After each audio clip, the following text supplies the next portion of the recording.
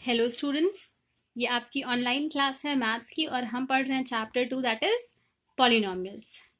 इस चैप्टर में हम अभी एल्जेब्रिक आइडेंटिटीज़ यानी कि सर्वसमीकाएं जो हैं उनके बेसिस पे कुछ क्वेश्चंस हैं उनको सॉल्व कर रहे हैं।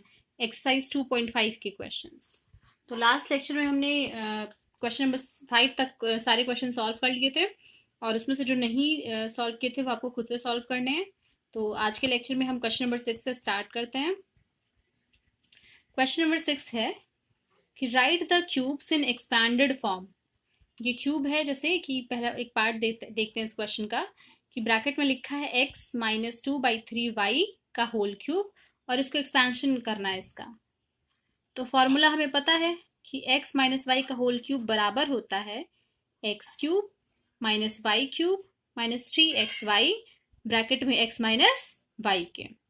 अब हम अपने क्वेश्चन को इस फॉर्मूले से कंपेयर करेंगे तो हमें मिलेगा कि जहां फॉर्मूले में x लिखा है वहां हमारे क्वेश्चन में भी x लिखा है, तो x की वैल्यू x ही है। जहां फॉर्मूले में y लिखा है वहां हमारे क्वेश्चन में 2/3y लिखा है, तो y की जगह हमें क्या लिखना है, 2/3y। अब हम एक्सपेंशन पे आ जाते हैं। जहां x क्यूब है वहां x क्यूब माइनस जहां वाई क्यूब है वहां पर हम लिखेंगे 2/3y का होल क्यूब, फिर माइनस 3 इंटू एक्स, वाई की जगह 2/3y, फिर ब्रैकेट में x माइनस वाई यानी कि x माइनस 2/3y। अब इसको सिंप्लीफाई करते हैं, ये हो जाएगा x क्यूब माइनस 2 का क्यूब यानी कि 2 टू ज़ा 4, 4 टू ज़ा 8, 3 का क्यूब होता है 27 और y का क्यूब y क्यूब, तो ये टर्म आ गया 8/27y क्यूब माइनस यहाँ देखिए 3 से 3 कैंसिल हो गया तो बचा क्या, 2xy और ब्रैकेट में x माइनस 2/3y।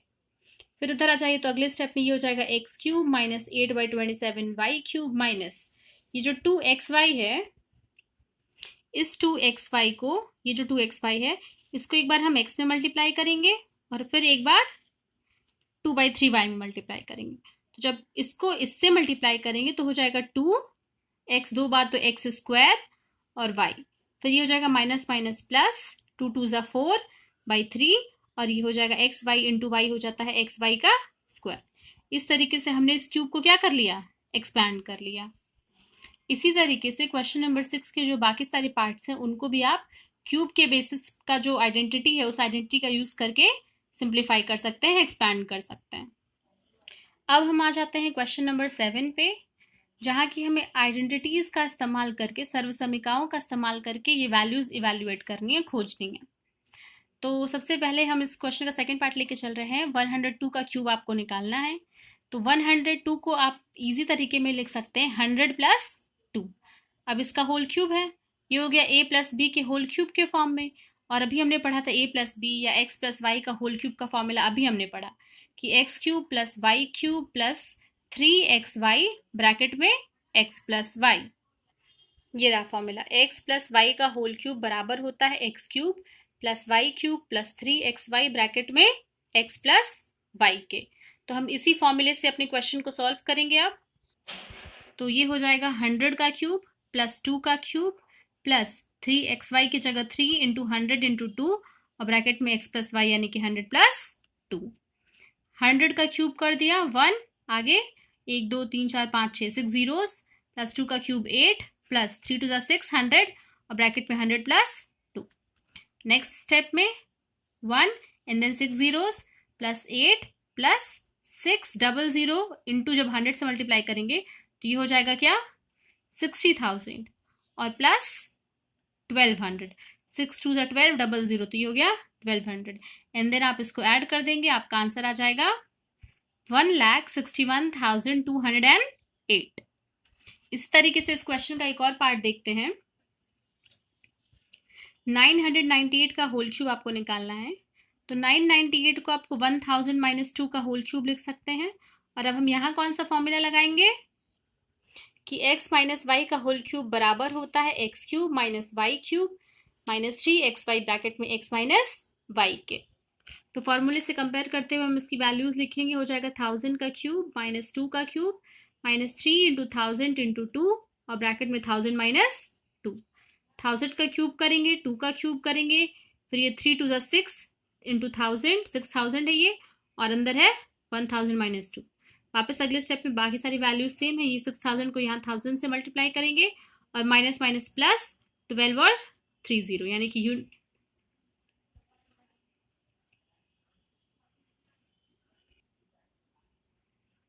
तो हमने क्या किया कि सारी वैल्यूज को रख के इसको सिंप्लीफाई कर दिया, and here the answer is 994011,992, यानी कि 99,40,11,992। अब आ जाते हैं क्वेश्चन नंबर 8 पे, जो कि है फैक्टराइज करना है आपको, गुणनखंड करना है। सेकेंड पार्ट है 8a³ minus b³ minus 12a² plus ab²। बहुत ज़रूरी है कि आपको आइडेंटिटीज़ याद हो, क्योंकि जब आपको आइडेंटिटीज़ याद होंगी तभी आप क्वेश्चन को देख के ये आपके दिमाग में ये चीज़ स्ट्राइक करेगी हमें कहाँ पर कौन सी आइडेंटिटी का यूज़ करना है।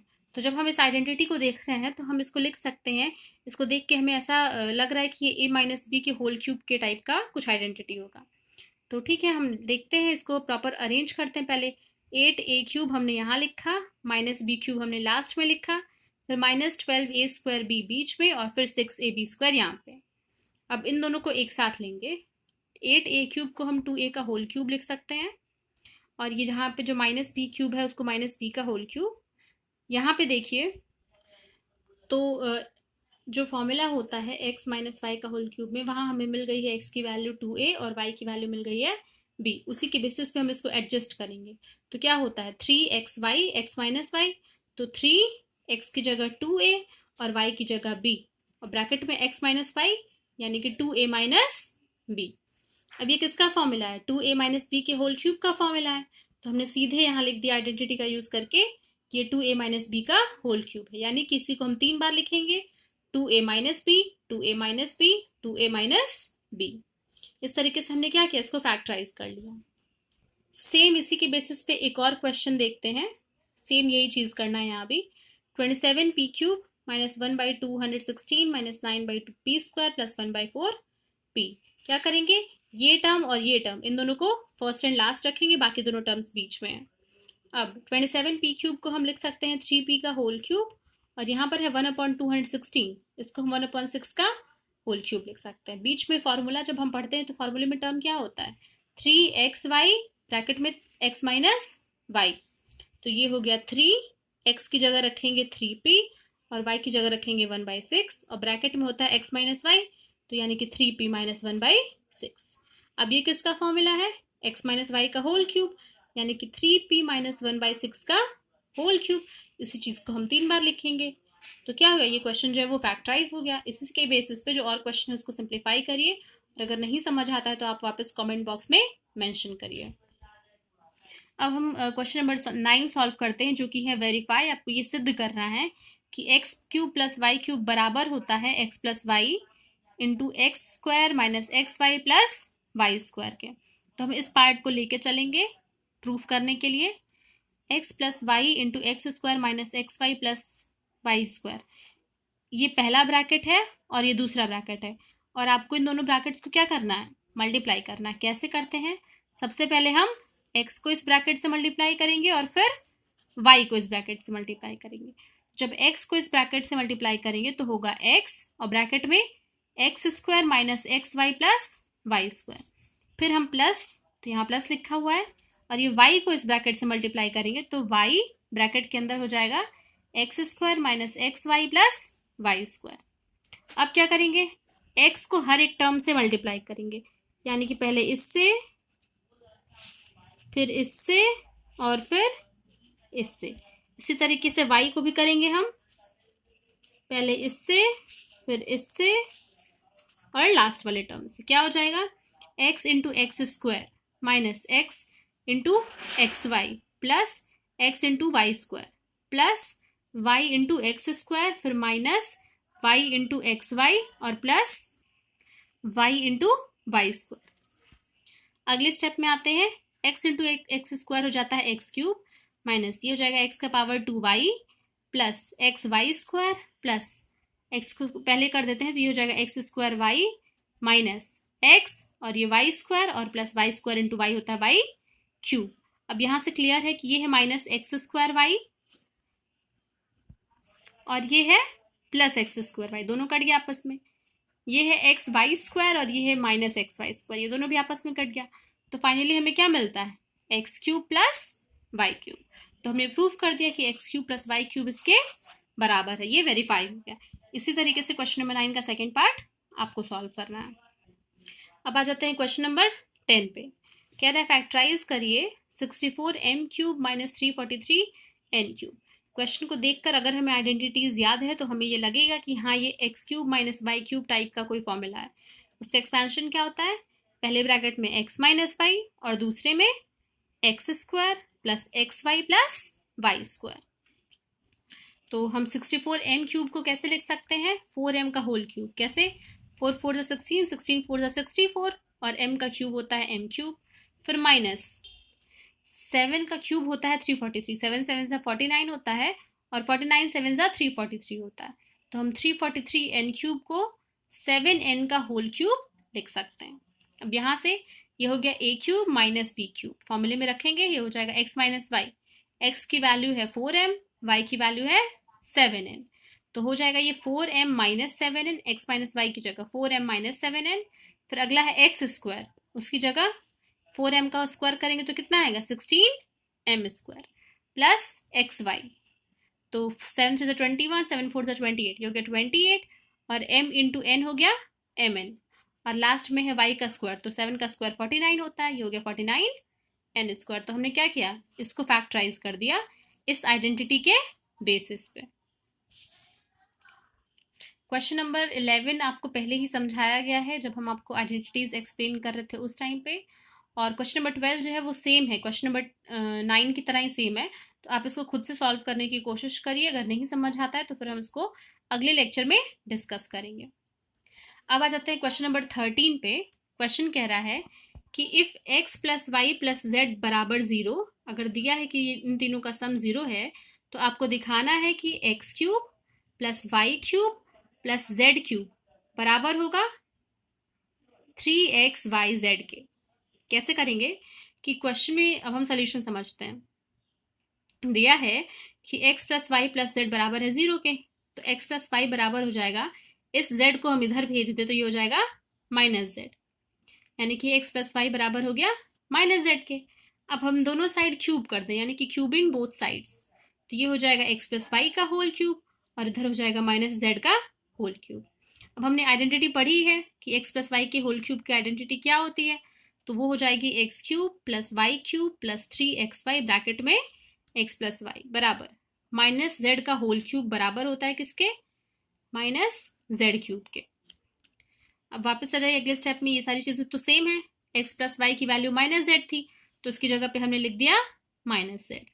फिर अगले स्टेप में ये हो गया X cube plus Y cube और ये है माइनस जेड क्यूब।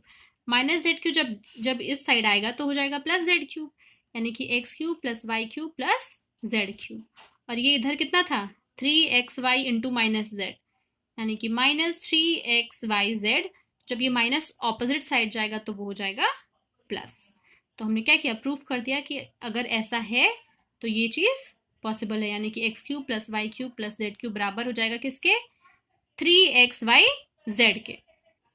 अब क्वेश्चन नंबर 14 देखते हैं, जिसमें कि बिना आपको एक्चुअली क्यूब निकाले इसको किसी आइडेंटिटी का यूज करके सॉल्व करना है किया है। तो अभी हमने ये जो ऊपर क्वेश्चन सॉल्व किया है क्वेश्चन नंबर 13, उसमें क्या था, X plus Y plus Z अगर 0 हो तो ये बात सही होती है। यहाँ हम देखते हैं अगर कंपेयर करें तो एक्स है माइनस 12 के बराबर, वाई है 7 के बराबर और जेड है 5 के बराबर। अगर हम तीनों को जोड़ें यानी कि X plus Y plus Z करें तो माइनस 12 प्लस 7 प्लस 5 ये कितना हो जाएगा 0। कैसे, माइनस 12 प्लस 7 प्लस 5, 7 5 12 होता है तो ये हो गया माइनस 12 प्लस 12 बराबर 0, यानी कि हम ये वाला आइडेंटिटी जो है फॉर्मूला जो है वो यहाँ लगा सकते हैं। तो ये यहाँ पर x की वैल्यू y और z की वैल्यू हम पुट करेंगे सीधे, माइनस 12 का क्यूब प्लस 7 का क्यूब प्लस 5 का क्यूब बराबर हो जाएगा 3 इंटू माइनस 12 इंटू 7 इंटू 5 के। 12 3 36 विद माइनस साइन, 7 5 35, 36 को 35 से मल्टीप्लाई करेंगे आंसर आएगा 1260 और ये माइनस साइन। तो बिना एक्चुअली हमने क्यूब निकाले क्या किया, इसको आइडेंटिटी के बेसिस पे सॉल्व कर लिया। इसी तरीके से क्वेश्चन नंबर 14 का जो सेकंड पार्ट है वो आप खुद से सॉल्व करेंगे। अगला क्वेश्चन हम देखते हैं, क्वेश्चन नंबर 15, जिसमें कि आपको एरिया दिया हुआ है, एरिया के लिए एक इक्वेशन दिया हुआ है और आपको निकालना है कि पॉसिबल लेंथ या ब्रेथ क्या होगा उस फंक्शन, उस स्ट्रक्चर का, यानी जो भी रेक्टेंगल बना हुआ है उसका लेंथ और ब्रेथ क्या होगा। तो चलिए देखते हैं, दिया है आपको कि एरिया बराबर है 25a² माइनस 35a प्लस 12 के। अब हमने जितने तरीके सीखे हैं इसको फैक्टराइज करने के, हम उनका इस्तेमाल करके इसको फैक्टराइज करेंगे। तो हमें दो नंबर्स पी क्यू चाहिए थे, किस तरीके के कि उनको जब हम मल्टीप्लाई करें तो वो 25 इंटू 12 के बराबर आए, और जब हम उनको जोड़ें तो वो 35 आए। तो हम इसके लिए सॉल्व करके हमें वैल्यू मिलेगी कि 35 को हम 20 और 15 के टर्म्स में लिख सकते हैं, जहाँ 20 और 15 को ऐड करने पे 35 आता है।